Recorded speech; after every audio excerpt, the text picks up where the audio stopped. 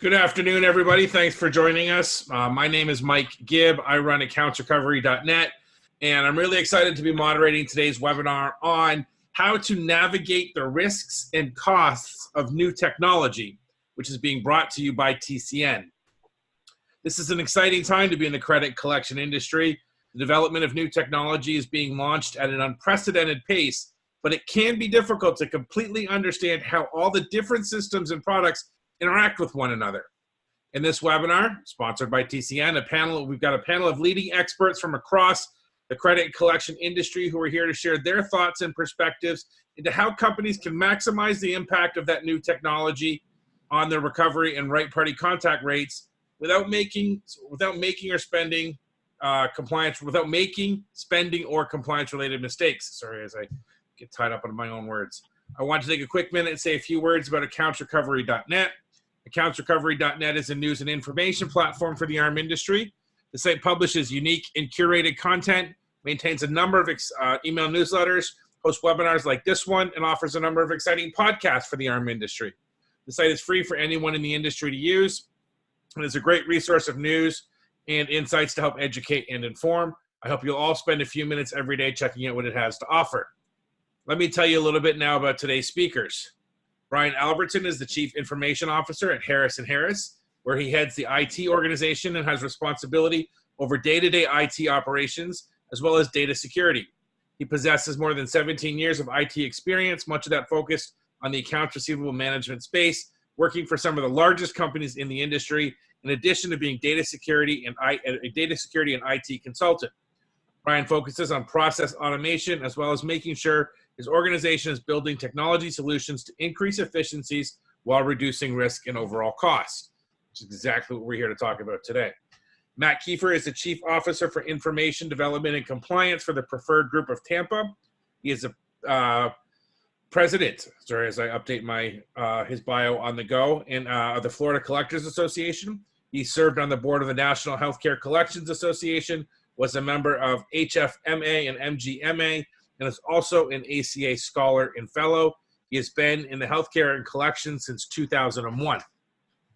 Jeremy Mapes is the founder and president of Mapes Consulting, which is one of the very few vendors previously endorsed by ACA International as a preferred vendor and senior executive to Agent Z LLC.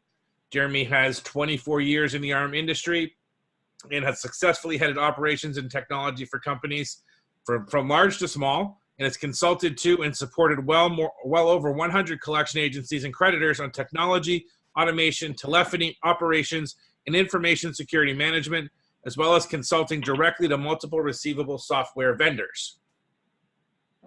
The format for today's webinar will be a panel discussion. We encourage everybody to submit questions, and we will get to them when the discussion is ongoing and when the discussion has concluded.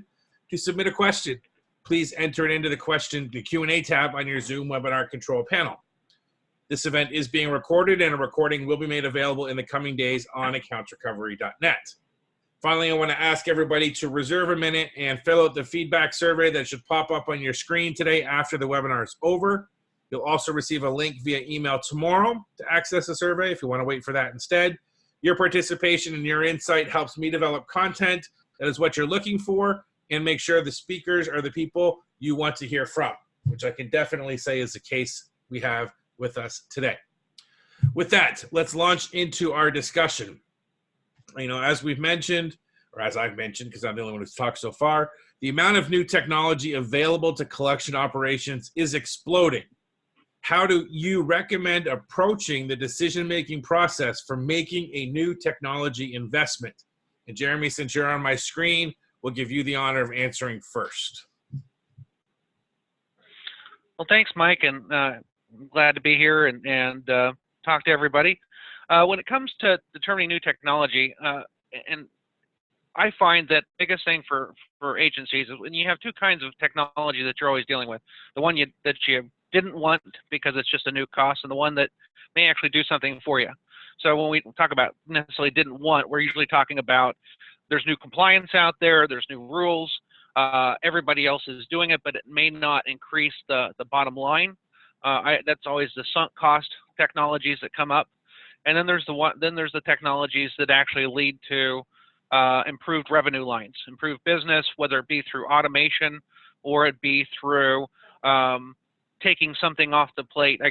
Actually, it'd be all in the form of automation, but it would be automating some type of mechanism so that either the staff's not doing it or it's auditing without having to take up more people's time. For instance, you might have people that are familiar with CallMiner or one of those type of subjects, and I apologize if anybody hears some barking in the background, but CallMiner, for example, is a technology that could be for auditing, but doesn't necessarily increase your bottom line other than it does improve your staff, and with less lawsuits would increase bottom line. So it's all a matter of, what that technology leads to. So I always put a pen and paper to technology to determine what is the value of the technology I'm bringing on. Do I have to do it? Or is it something that I actually am expecting a bottom line from? And how can I answer that bottom line?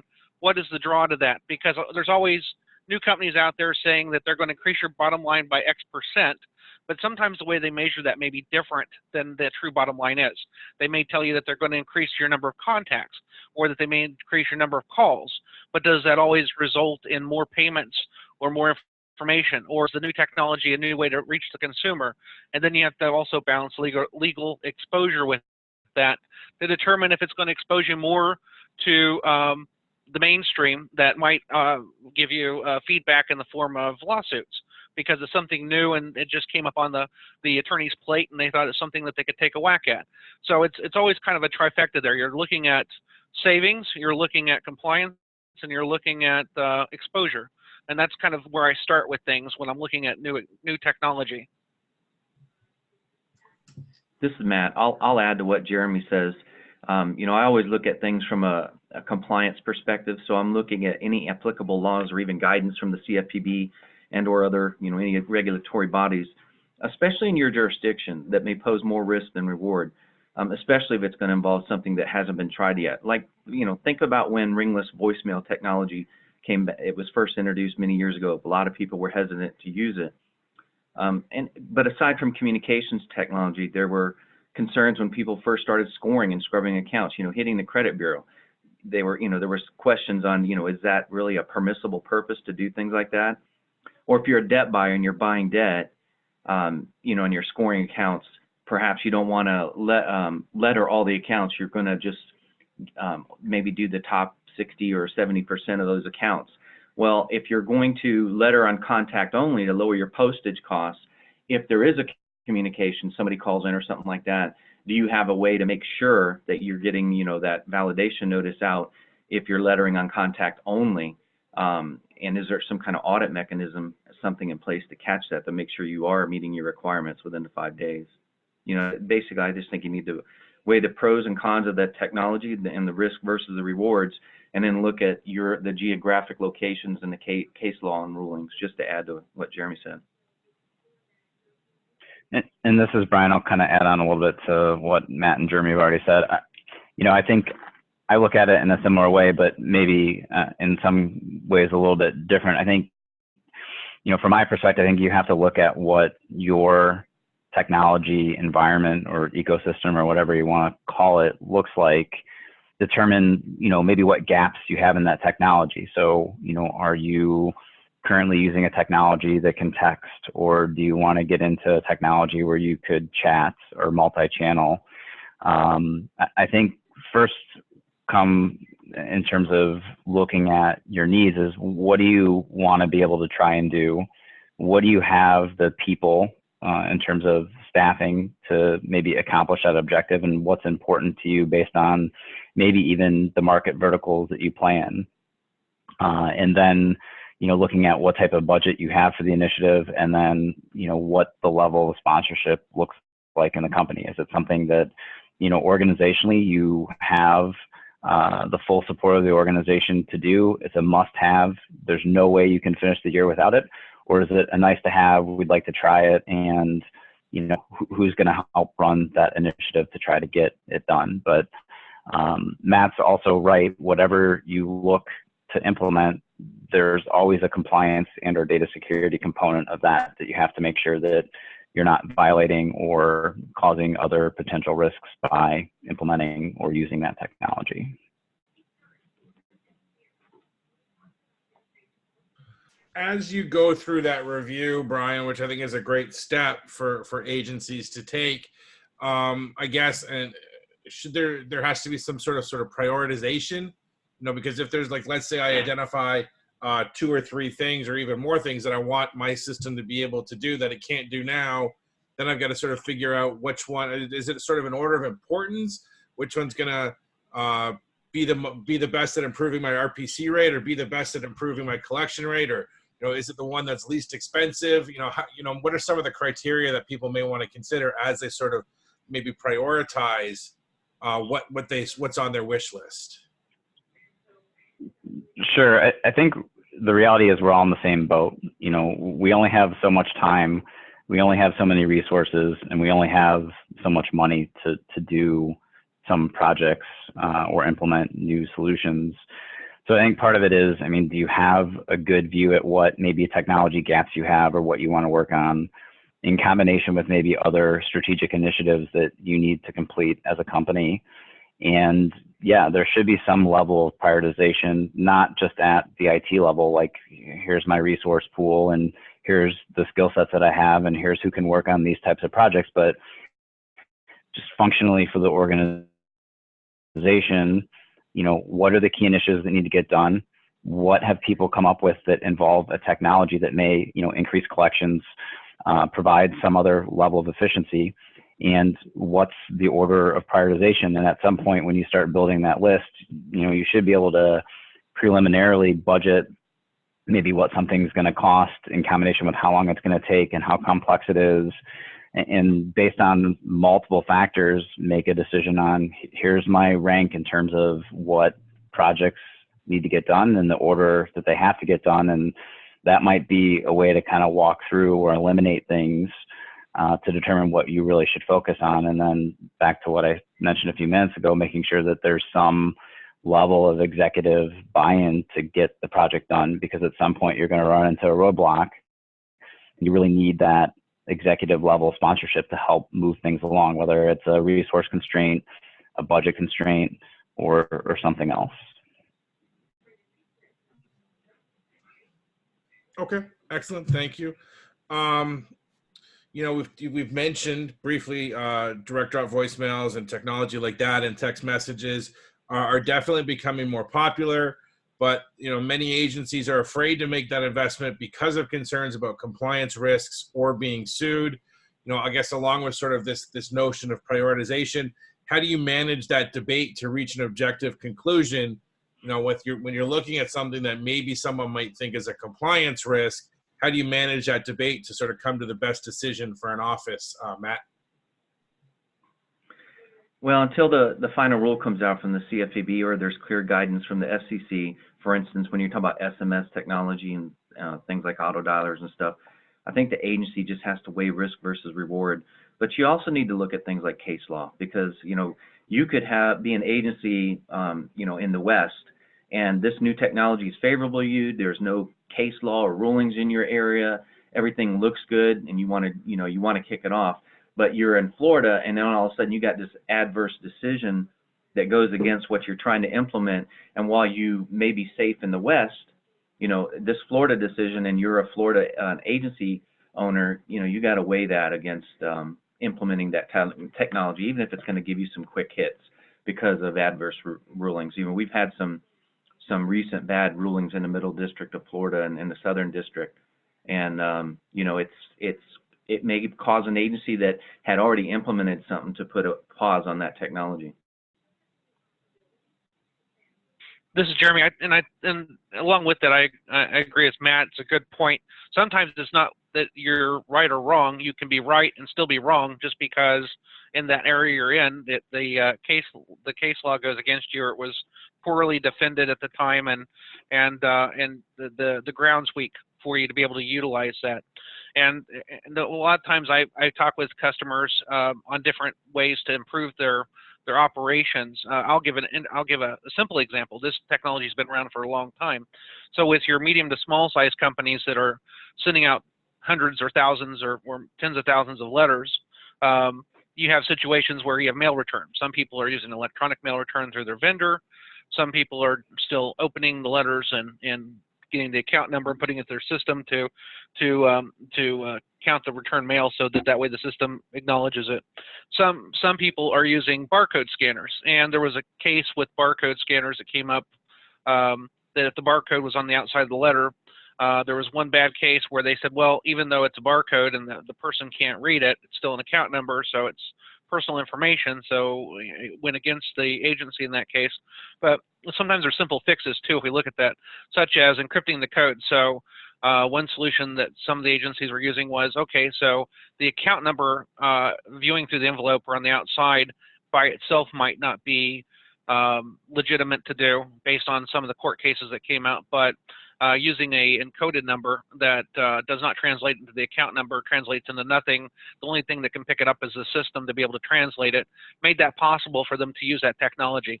So there's a lot of investigation that goes on to it, and just like Matt said, you know, by region, by area, you have to find out what the case law looks like. Is there ways to overcome that? It's not always a black and white scenario, and if there is, what's the risk of that may expose to lawsuits that even if you're, again, right, that it still just may give you, you know, if you've got attorneys looking for barcodes in general, which I haven't found that to be the case that I know of, but if they are looking for barcodes, then maybe it's not good to do that for a bit just because they're going to assume any barcodes and account number. So you're always weighing that risk. And this is Brian. I'll just jump in here. I think everything that's been said is right. I mean, you can't make this type of decision without some sort of legal counsel guidance, whether that's internal counsel or external. The other thing that, you know, I think I would also mention is, you know, some companies, depending on market vertical, may have a different risk tolerance. I mean, I know with a lot of medical collections, there's a lot of implied consent to do things. I mean, different legal opinions, of course, but I think you also have to look at what your ecosystem is from a client's perspective and make some decisions on, you know, if you do want to test the technology, you know, weighing that risk, you know, again, that risk versus reward, what makes the most sense and where should you try it to make sure that it's a technology that can help you and help increase contact rate, collections, et cetera, in combination with what your risk tolerance is. Mike, this is Matt. Let me add on one little piece because this is recent. And it sounds trivial, but it was really problematic for us because there was no case law. And this is specifically the absence of case law. We had an attorney in the Middle District for the plaintiff that tried to make the allegation that by using a letter vendor, we were making a third-party disclosure and violating FDCPA. Now, we had, you know, great counsel and a great attorney that worked on this case, but the absence of case law, it was like, are you kidding me? You know, everybody uses third-party vendors. Think about the implications had we lost that, and that had gone through. That affect every agency out there, at least the ones who outsource to a letter vendor. But not just that. Think about could that same scenario be made for sending data to your data vendor or send, you know, luckily we won this on summary judgment. It was such a frivolous and BS case, but you know, things like that are so frivolous and just out there with these attorneys making up, creating things because the FDCPA hasn't been updated in so long. You know, they just make up these allegations and get very creative, and yet you still, as an agency, have to pay to defend it. Brian, you mentioned client input, which I think is a great segue to another question I had. What about when it comes the other way, where you've got clients sort of pushing or requesting or, you know, sort of in air quotes, demanding technology that maybe you're not comfortable using, or sort of how do you manage that dynamic of the relationship? That's a good question. It's not always one that a technology person answers, but I think part of it comes down to, you know, the relationship with the client, how impactful they are to your business. Back to some of the things that we talked about at the beginning, what's the perceived risk based on the type of business that, you know, or vertical that they're in, that you're providing that service to them for, that you make kind of a decision that, you know, in some cases, and we run into it too, where maybe we make a decision to test a new technology based on an ask that really is a good ask. It's just we haven't moved forward with making that decision. I think you still go back to what we talked about in the first question, which is when you're implementing that new technology, what are all the variables you need to consider? So what are the available vendors and options that could perform that service or solution? Take texting as an example. You know, how are the different ways that you can integrate it? I mean, very few solutions out there, you know, depending on your collection system, or just plug and play. You have to develop some sort of interface or way to get the data to the solution that you're going to use as a contact method. You know, what budget and what staff do you have to do it? But the majority of the time, to directly answer your question, it's usually not an IT person answering that question. It's usually a business relationship discussion, and can we do it, and how do we do it, and what's the timeline to do it to make the client happy if it's something that's really important. And I think too, sometimes it's about educating your client. For instance, if you review their guarantor agreements or their contracts, you know, do they have language in there that specifically allows you consent, for instance, to text or email or call a cell phone?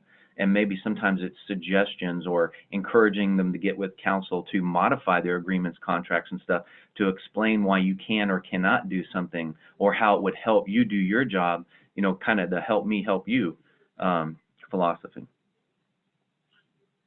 And to add, this is Jeremy, to add to that, especially in the medical industry that I deal with quite a bit, you know, we always see they're not usually coming to you to say, we want you to implement this new technology. They're usually pushing against technology because they're worried that they're going to get sued, they being the creditors or the hospitals or the medical facilities, over something new that's coming out.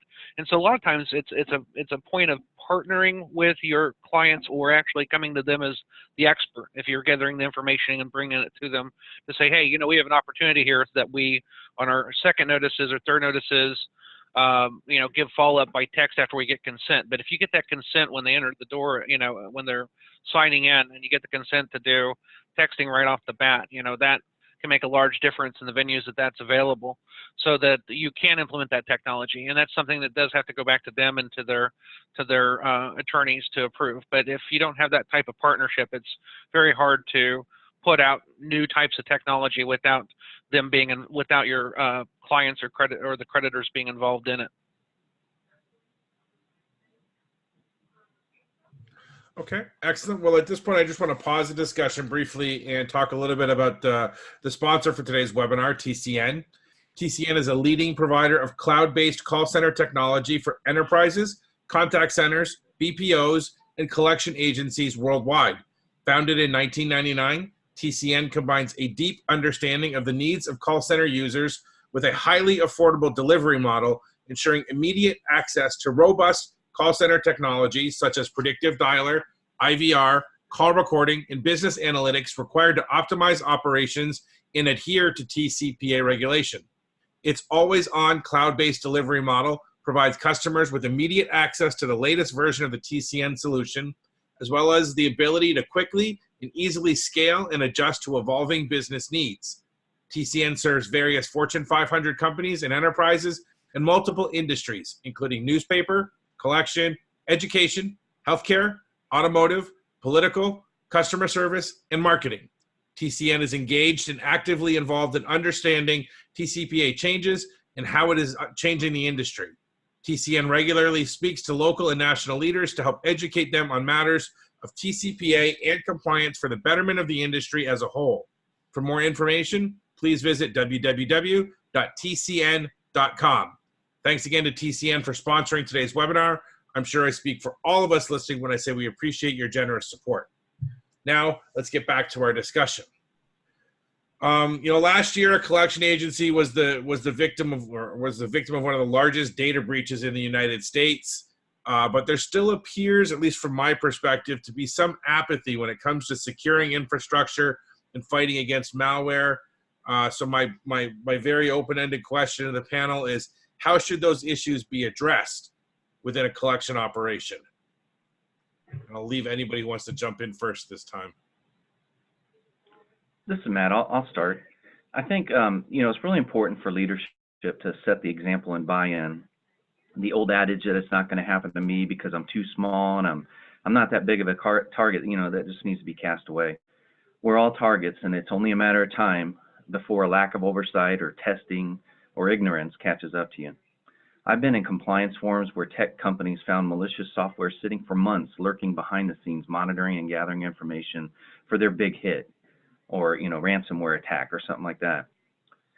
And I guess how you see not just data breaches, but hospitals that come to a crippling halt or have to close altogether. Patients are diverted to other hospitals due to the EHR system being completely shut down. And that endangers the lives, and it's putting people at risk. But it's not just hospitals. Healthcare centers and collection agencies. It also includes school districts and cities.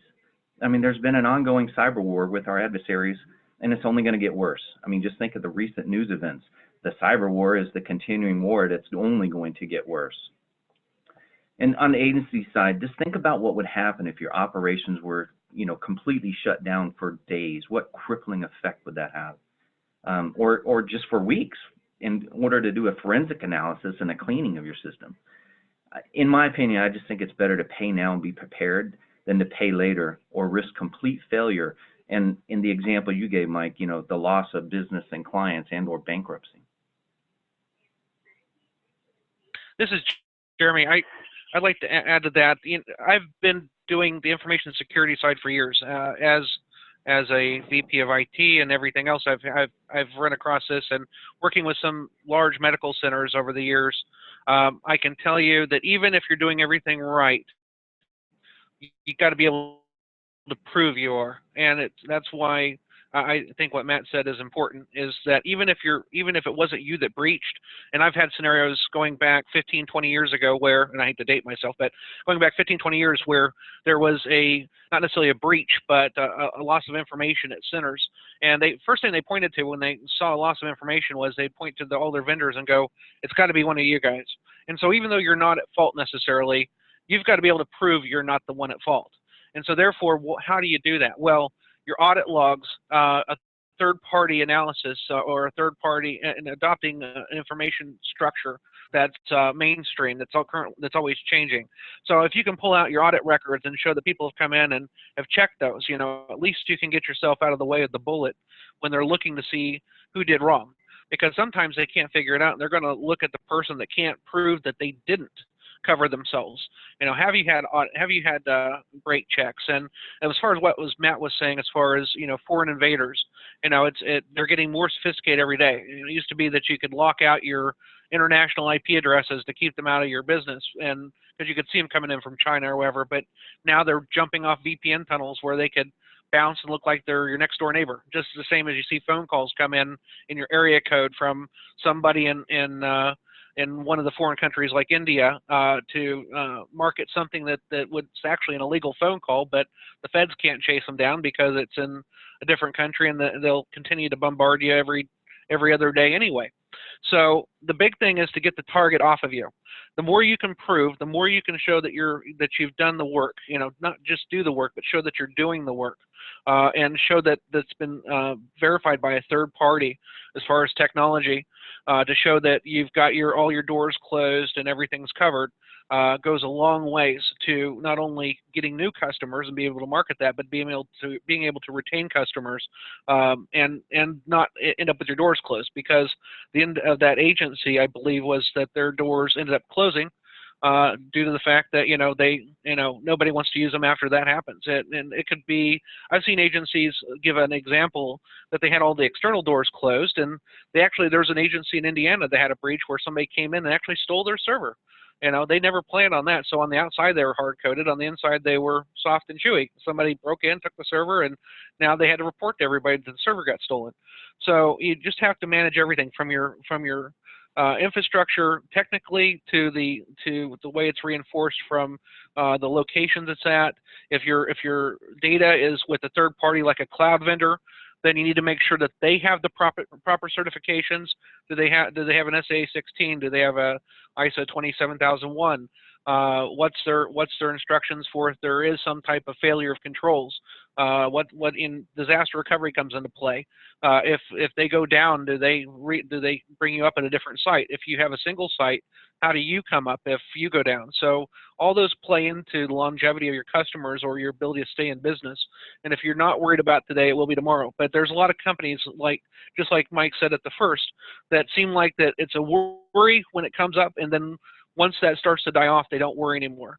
Well, the fact is, when you spend the money, you should spend it for the good and continue every time to cycle your security and make sure that you're continuing to do those efforts, because it's much easier to maintain, much more cost efficient to maintain than having to do a reflex action every time and have to push money down the hole that you didn't expect because the next thing happened and you're running to chase whatever might occur.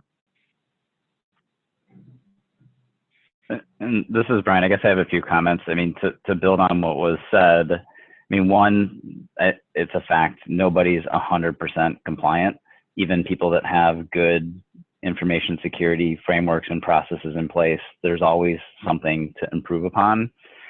So, one of the other things I would mention is, and it'd be interesting to get an idea of what others are running into, not just on the panel, but those attending the webinar, but how many people here in their company have dedicated information security staff that their only focus is on some level of compliance or monitoring or management of key systems, data security alerts, et cetera.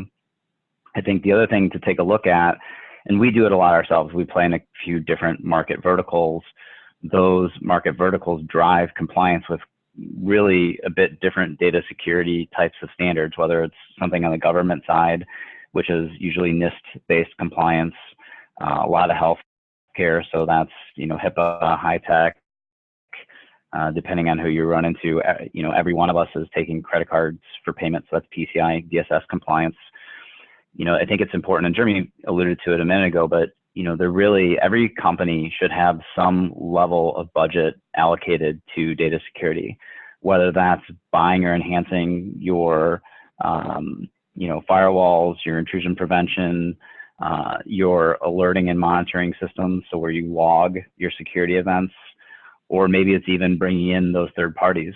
I think there's probably a lot of people, and those that I've seen in the industry-wide, excuse me, that tend to think that like a self-assessment is appropriate when evaluating the risk, but most of the people that perform that self-assessment are an individual on like an IT team that may not have the expertise, or they're the one-man band. They're the only show in town as it relates to monitoring or managing the infrastructure, and it's really not an independent view at what the risks are and if you're truly compliant with some of the controls that you should be.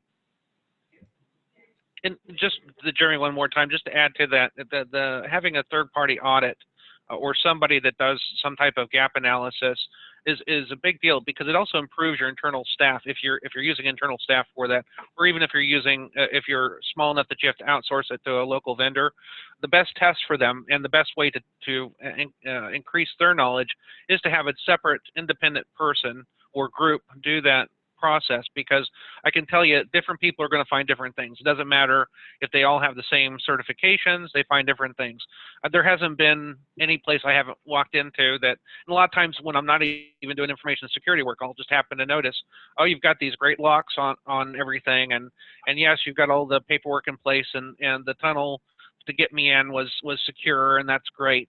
But once I got in and you thought that I could only go to a workstation, guess what? I can actually tag all your servers, because you basically, brought down allowed me to get to everything, even though you think I'm connecting to this workstation. You have no way to detect me moving around. So there's always something. But one of the big parts to that is, and if we take the High Tech Act, for example, that everybody not be familiar with, but after HIPAA came out several years later, they actually gave HIPAA teeth. HIPAA didn't have teeth in the beginning. They brought in the High Tech Act and said, if you had a breach, here's what the cost is going to be. And the cost changes based upon what you've done. If you've actually brought in auditors and it wasn't just misuse or lack of doing what you're supposed to. Let's say you didn't get any security, you left your firewall open, and you didn't have anybody check it. There's a price for that, and it could even result in jail time. But if you actually did the steps and you had somebody check the security, and the auditors came through, and maybe it's just a new hole that popped up that everybody ended up with, and there's no way to stop it because nobody knew about it before. There's a different price to pay for that from the federal level if you have a breach. So the more you can prove that you're doing the things and bring in people to show that you're doing the right things, the less you might end up paying. And of course, the better the media is going to be on it that you were doing the right things. It's just something that that couldn't be helped, as opposed to you were just out there willy-nilly and not taking any security precautions. You know, I think we totally glossed over the most important thing you said, Jeremy, and that's a collection agency that's soft and chewy. Not to mention the media loves collection agencies, don't they? Oh, yes. I'm curious to get a sense from each of you, and a reminder to everybody, if you have a question for our panel, type it into the Q&A. Hit the Q&A button on your Zoom webinar control panel and send it to us, and we'll be sure to get to it before the end of the conversation.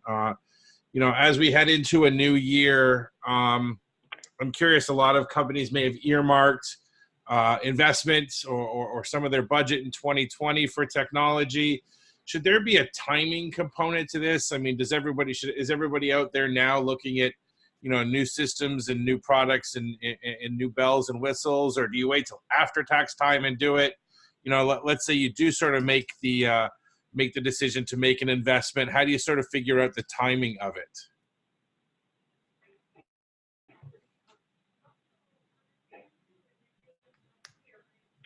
This is Brian. I guess I'll jump in first.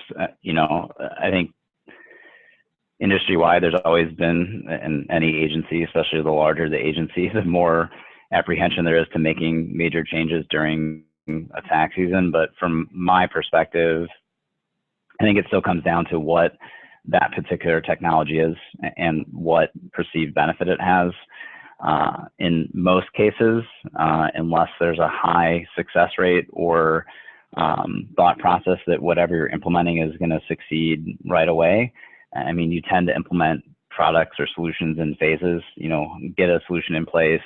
Let's test it out with one of our clients. Maybe it's an A/B split on the accounts, and validate, you know, the new technology against maybe what you're currently doing or what your existing business process is.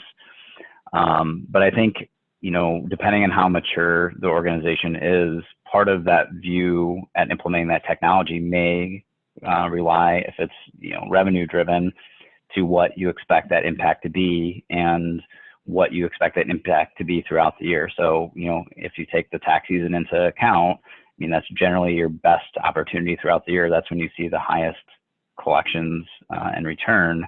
So maybe it is beneficial to try to put something in place. So that kind of decision really drives the when you do something. Maybe it's, you know, fourth quarter to be ready for a tax season, or you know, whatever it is you're doing. There's different ways to evaluate how and when you choose to implement. This is Matt. I agree with Brian. I think it depends on the technology, the area of the focus, the laws that, you know, regarding that technology. Is it a quick hit like implementing an IVR where your exposure is, you know, very little, or is it going to be a 6-month project that's going to consume all your IT resources, and you don't want to, you know, do it in the middle of tax season, which is typically, you know, one of the best seasons of the year. So again, I think it's a combination of the reason for the technology, the risk versus reward, the law, and how long it's going to take out of the time and resources, the materials from your team. Right, and this is Jeremy. To go along with that, I usually see the purchase. You know, you have 3 stages: buy-in, that you want the technology, the purchase cycle. You know, you may be waiting till the next year to budget it in, and the bigger the agency, usually the more that's adhered to as far as what budget that's going to hit.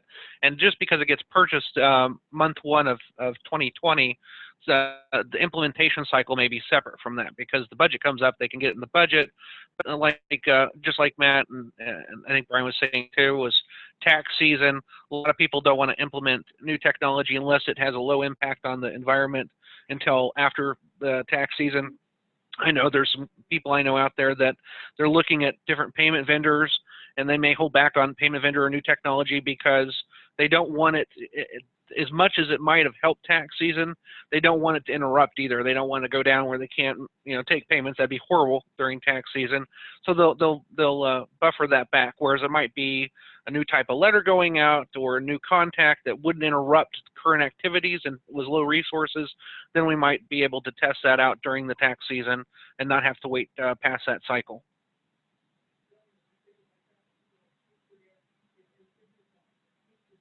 Okay, excellent. Thank you.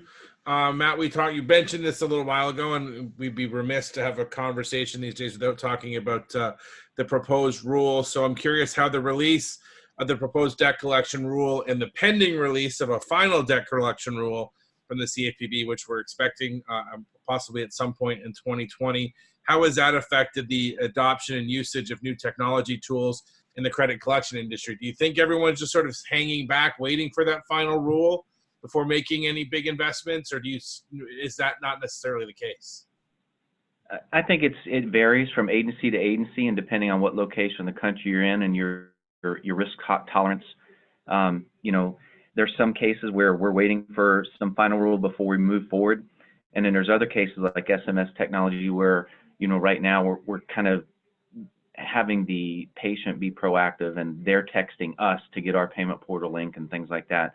So I think it's a combination of your risk tolerance as well as the waiting for clarity from the FCC and CFPB. But I think we're going to get it now sooner rather than later, based on recent events in the last couple of months and Trump signing the TRACE Act and stuff. So hopefully ACA has helped a lot in that area, and hopefully we can keep that momentum before a possible change in administration.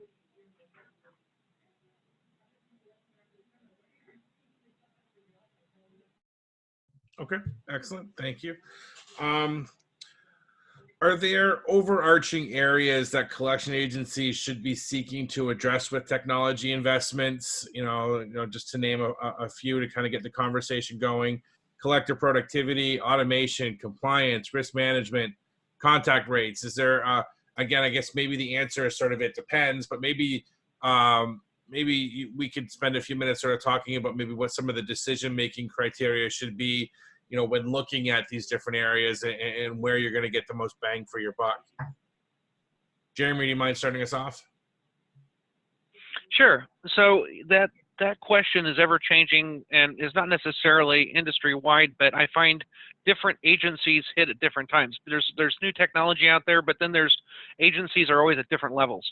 So I run into agencies all the time, and they're growing up. So that they were 5 collectors yesterday, they're 15 collectors now, they may be 50 collectors in the next year, and depending on the market they're in, for one, because each one's different. If you're in the credit card auto loan market, you're probably dealing with people like Citibank and JP Morgan and people like that, and they're going to dictate newer technology, such as they may want daily updates of data, and automation comes into play more at that point, because you need, you know, to have somebody sit there and send files back and forth every day and to audit those, you know, that can be automated through automation software, so that it can bring the errors to the top, and you don't have people sitting there and doing it. That's what they'd be concerned about. Then obviously compliance is always changing with the government, so we just kind of, I have a lot of companies. It's good if you just figure out what the average is over the last 5 or 10 years of what your annual average is for having to pay for different security pieces, and then add on to that to figure out, you know, maybe bulk in an extra 20% of what that expense is going to be for whatever new requirement you may have, and if you're not doing something right now. But I find a lot of it deals around automation, depending on as people grow up. Another example were people with government contracts. A lot of them were having, with their different systems, it wasn't even a matter of what collection system you're on, but for a point with some of the federal contracts, the images were coming over in PDF or in some type of optical format, and creating automation technology so they could extract the data necessary to bring it into their system without, I remember one large agency reduced 300 staff by automating that data into an OCR software that could just grind through it and take it in. The same with your data analysis on phone calls, and you know, you have all those different software out there today that can analyze phone calls and improve upon that.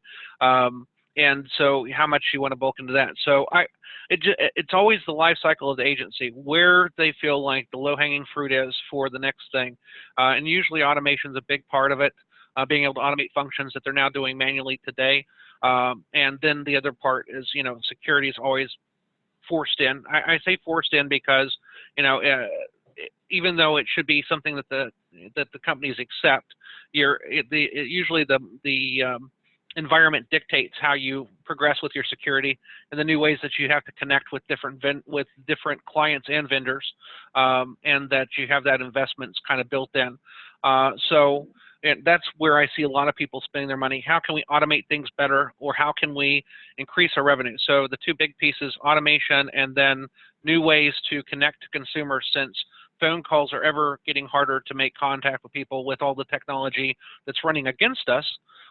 When phone calls come through and they identify that it's not somebody they know and they don't want to pick it up, that you can actually reach somebody and talk to them in some manner, whether it be by phone, by mail, by text message, or whatever it might be that allows you to get to them so that you can get some payments in. This is Matt. I'll just add, like Jeremy said, monitoring and investing in communication technology that's going to match consumer preferences. But also, we talked about this, I think, at length now, but preventing against phishing and ransomware attacks and continuing testing of your vulnerabilities. But also, reviewing and periodically re-reviewing your policies and procedures and work instructions to take account changes that have occurred over time through the use and implementation of your technology in your processes. But also, there's things like reviewing your compensation plan for your collectors. Could an argument be made from a plaintiff's counsel that there's unlimited potential to abuse the law due to the way they're incentivized and in a lack of any controls or audits to mitigate that risk? Things like, as far as right party contacts, do you have controls in place to limit all frequency after a right party contact? Are disputes and claims of identity theft, bankruptcies, attorney accounts, are they being handled properly, and controls in place to limit your exposure on those?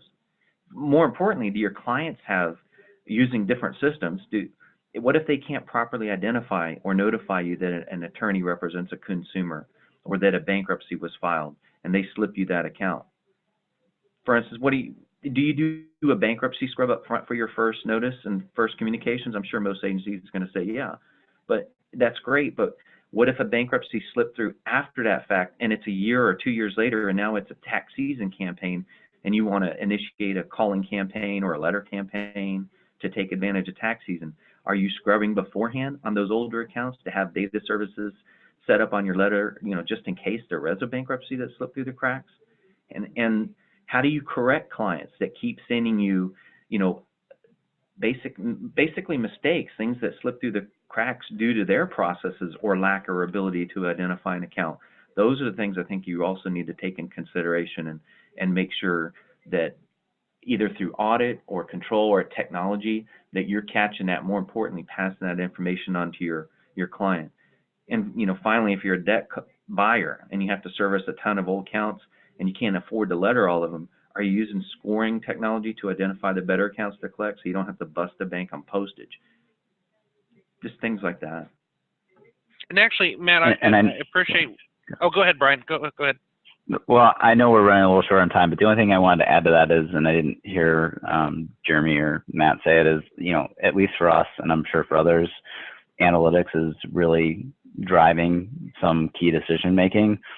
So if you're looking at investments or what you might consider implementing, those analytics play, many different roles, whether that's some sort of reporting role or analysis role, or even with what Matt just said with regard to scoring. I mean, there's some solutions that are out there, and I know AI is the buzzword, but there are solutions out there that provide maybe opportunities to look at your inventory in a different way, maybe even help focus you on what channel of communication you should consider using to connect to somebody.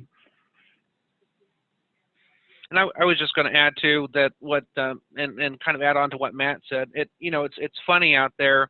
We talk about bankruptcy and deceased scrubs, and actually I'd throw into that voice recording. I've talked to agencies in the last 6 months that were still trying to decide whether doing bankruptcy and deceased checks at the front was worth the value of doing it. And me looking at it, I'm going, really? I had that discussion 15 years ago, and it was a great idea back then. It's even a better idea now.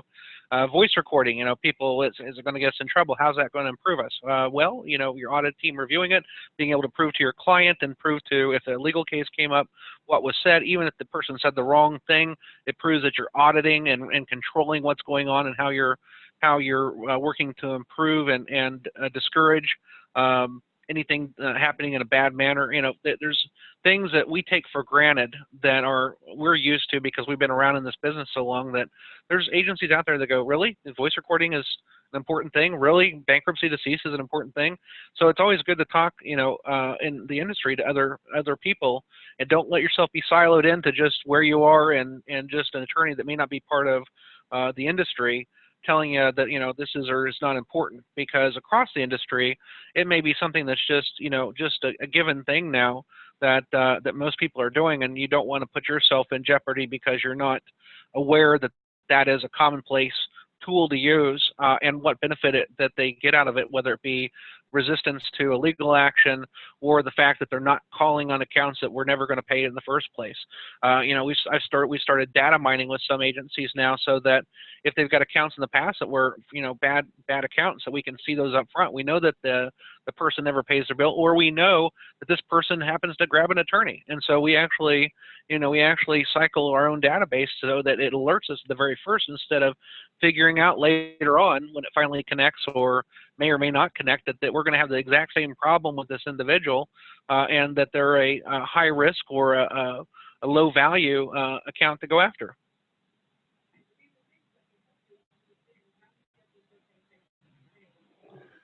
You know, there's a popular saying that there's no such thing as spending too much on compliance these days. I'm curious, does the saying there, you know, is the saying there's no such thing as spending too much on technology? Is that something that might be true these days as well? I'm curious to get your thoughts. Does anyone want to jump in first?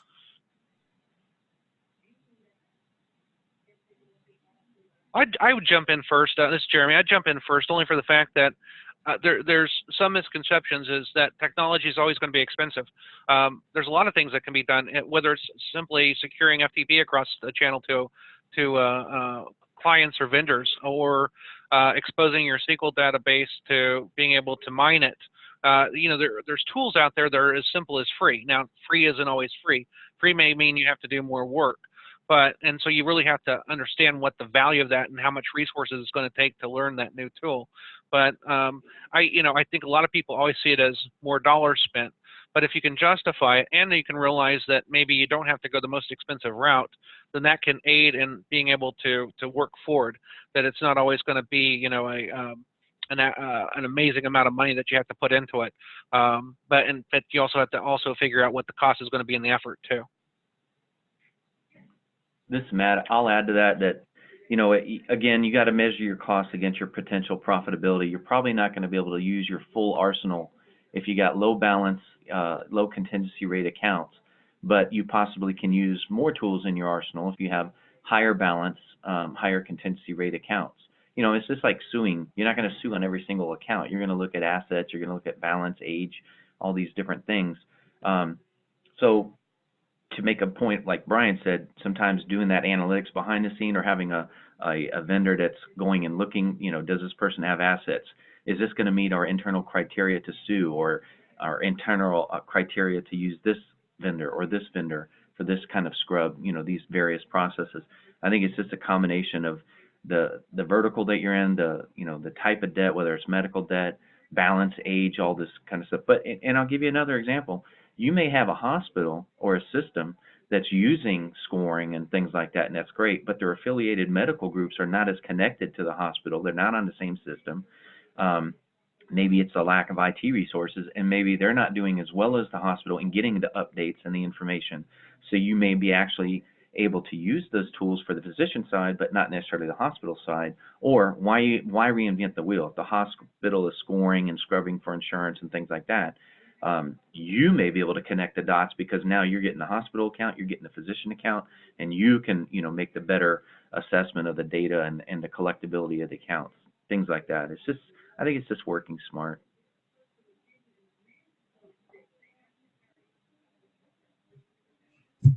Good tip. We've got a couple of minutes left, actually maybe just literally a couple.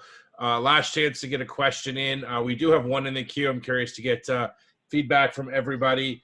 When you talk about risk, how do you make the conversation data-driven for those leaders that require data to make decisions? Anyone want This to take is a Matt. stab I at think that? you have to use a combination of the data and then also educate, whether it's your client or leadership. You know, there's not always a direct connect between leadership and compliance. You know, that's why it's your duty to, and your obligation is to educate your upper leadership, because they may not be aware of recent changes in the law, recent court rulings. You know, they're focused on growing the agency, leading it, whatever. But the same applies to your clients too. I think you have to just stay connected and educate the clients. And I'll yield so that Brian and Jeremy can get in here.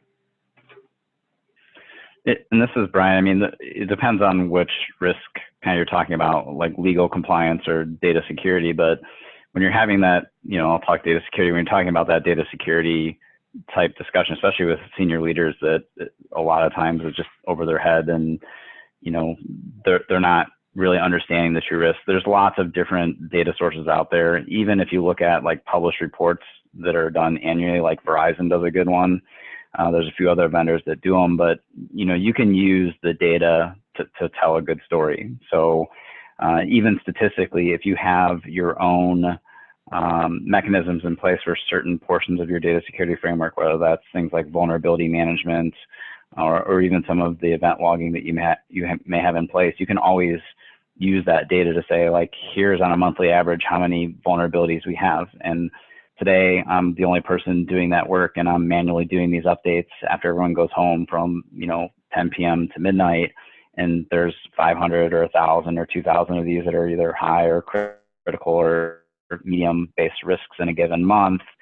You know, here's a tool that can help automate this and do this work off hours and cover, you know, 80% of that to get, you know, the time back that we really need to focus on running the business. But there's a lot of statistics around data security, even in regard to the number of breaches, the cost of those breaches, and all of those things.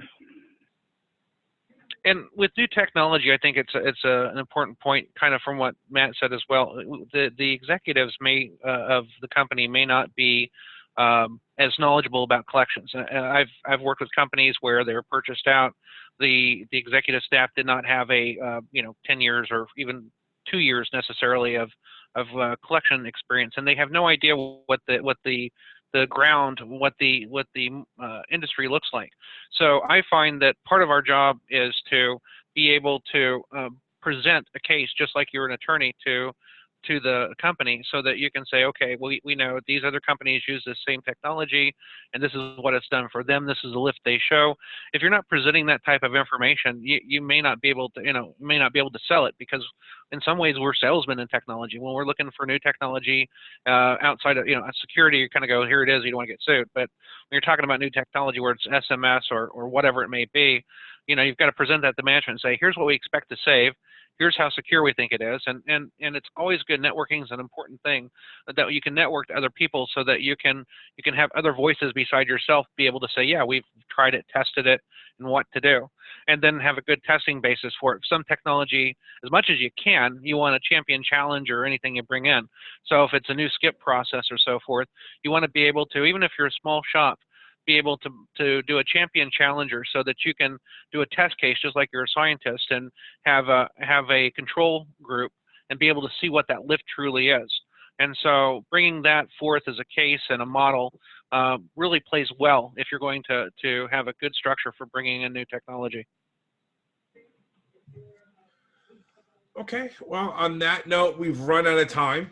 But before I let everyone go, I want to thank Brian, Matt, and Jeremy one last time for their insights and taking the time to participate as a panelist today. Great job by all of them. I really appreciate it. I also want to thank TCN one last time for sponsoring today's webinar. Please go to www.tcn.com to learn more about the company. Thanks to everybody who participated today and listened in. A final reminder to please take a minute and fill out the feedback survey for today's webinar, especially if you've got ideas for things you'd like to see covered in upcoming webinars. We're just starting getting planning for 2020, so if there's a topic you'd like to learn more about, then by all means, let me know, and I'll do my best to make it happen. And I hope everyone stays tuned to accountsrecovery.net for news and more webinars in the very near future. Everybody enjoy the rest of the day. Panel, excellent job. Thank you so much. Great. Thank you, guys. Have a great day. Have a good day. Thank you. Bye.